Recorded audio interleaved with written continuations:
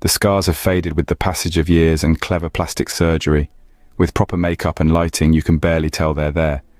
But in the full direct light of my bedroom, I can see them clearly in the mirror, spread across my face and body, bumpy and crimson and just plain weird.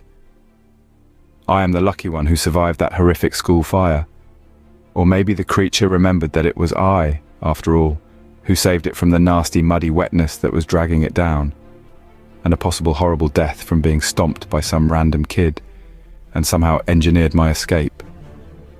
I don't know, I was unconscious from the smoke at the time.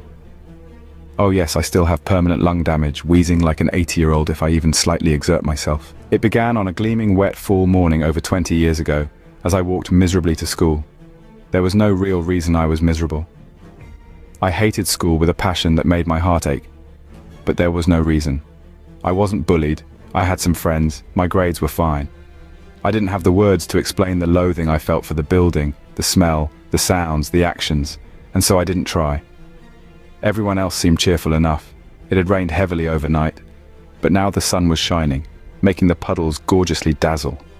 Kids jumped noisily into the puddles, shrieking with excitement.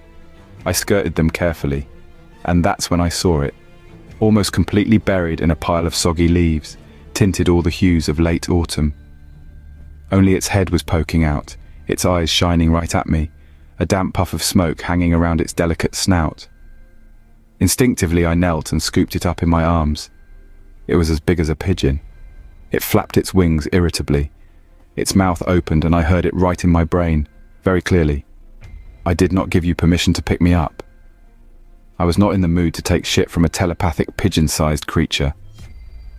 A gaggle of loud, smaller children passed by, hooting, stomping around in big, rubbery, gleaming wellies, and jumping aggressively in the puddles and the pile of leaves, scattering them everywhere.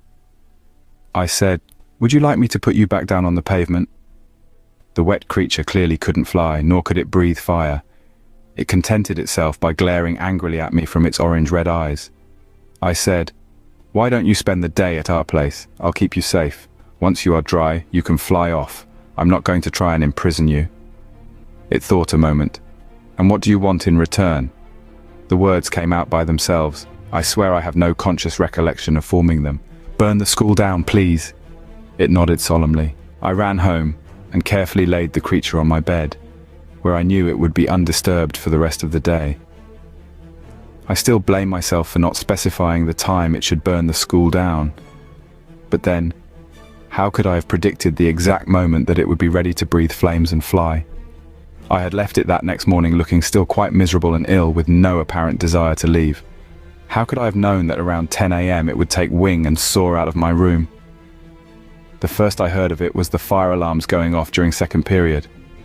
I saw the flames, hearing the crackles before I even heard the screaming, and the heat slammed into me. I remember the smoke and screams. I revived in hospital with third-degree burns. I was told I was lucky being the sole survivor. Nobody figured out how it started. Except me.